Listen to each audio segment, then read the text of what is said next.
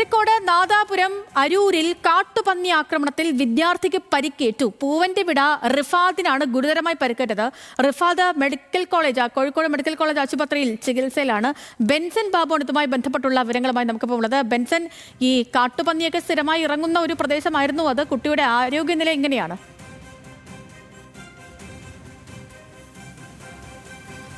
സേതുലക്ഷ്മി, സ്ഥിരമായി കാട്ടുപന്നി ആക്രമണവും കാട്ടുപന്നി ശല്യവും ഉണ്ടാകുന്ന ഒരു പ്രദേശമാണിത്.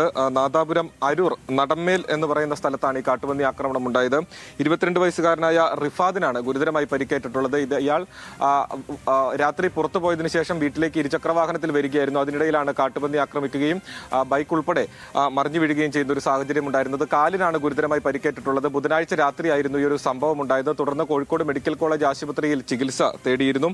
ഈ മേഖലയിൽ തുടർച്ചയായി ഇത്തരത്തിൽ കാട്ടുപന്നി ആക്രമണം ഉണ്ടാവുകയും കാട്ടുപന്നി വീടുകളിലും മറ്റ് പരിസരങ്ങളിലും എത്തുകയും വലിയ ശല്യം ഉണ്ടാക്കുകയും ചെയ്യുന്നതിനെപ്പറ്റി പഞ്ചായത്ത് അധികൃതർക്ക് തുടർച്ചയായി പരാതി നൽകിയിട്ടുണ്ടായിരുന്നു. പക്ഷേ പഞ്ചായത്ത് അധികൃതരുടെ ഭാഗത്തു നിന്നും കൃത്യമായിട്ടുള്ള ഒരു നടപടി ഉണ്ടായിട്ടില്ല എന്ന് പറയുന്നുണ്ട്. അതോടൊപ്പം തന്നെ നമുക്കറിയാം, ഈ പഞ്ചായത്തിന് സ്വമേധയാ തീരുമാനമെടുത്ത് കാട്ടുപന്നികളെ വെടിവെച്ചു കൊല്ലാനുള്ള അധികാരമുണ്ട്. പക്ഷേ അതൊന്നും കൃത്യമായി ഇവിടെ പാലിക്കപ്പെടുന്നില്ല എന്ന ആരോപണവും നാട്ടുകാരുടെ ഭാഗത്തു നിന്നും ഉയർന്നു വരുന്നുണ്ട്. അപ്പോൾ ഇത്തരത്തിൽ തുടർച്ചയായിട്ട് ഇനിയും ആക്രമണങ്ങൾ ഉണ്ടാവാൻ സാധ്യതയുണ്ട്. അതിനാൽ തന്നെ കൃത്യമായിട്ടുള്ള നടപടി ഉണ്ടാകണമെന്ന് തന്നെയാണ് നാട്ടുകാർ പറയുന്നത്.